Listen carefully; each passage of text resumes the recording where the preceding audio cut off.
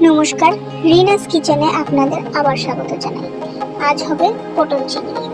দেখুন, টমেটো কেটে রেখে নিয়েছি, আদা রসুন বাটা, পেঁয়াজ বাটা, কাঁচা লঙ্কা বাটা, আর ওদিকে ধনে আর জিরে বাটা।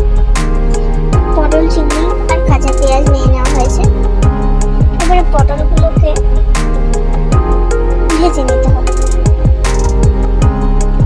পটলের মধ্যে হলুদ আর একটু নুন দিয়ে লাল লাল করে ভেজে নিতে হবে। পটল ভাজা হয়ে গেলে এবার চিংড়িগুলোকেও আলাদা করে ভেজে নিতে হবে। ভাজা হয়ে গেলে কড়াইয়ে সর্ষের তেল দিয়ে দিতে হবে।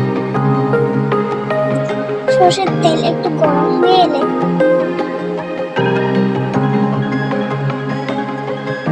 এর মধ্যে ফোড়নে দিয়ে দিতে হবে কালো জিরে।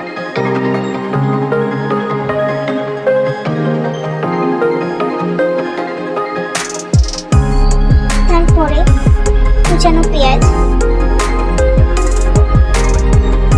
আর একটু হলুদ গুঁড়ো দিয়ে ভালো করে নাড়াচাড়া করতে হবে। এবারে একে একে মশলাগুলো দিয়ে দেব। জিরে বাটা, আদা রসুন বাটা, এগুলোকে ভালো করে কষিয়ে নিতে হবে। এবারে ধনে জিরে বাটাটা এটার মধ্যে দিয়ে দিতে হবে। তারপর একটু কষিয়ে টমেটোগুলো দিয়ে দিতে হবে আর লঙ্কা বাটাটাও দিয়ে দিতে হবে। তারপরে একসাথে সবগুলোকে আবার কষিয়ে নিতে হবে। দেখবেন তেল ছেড়ে দেওয়ার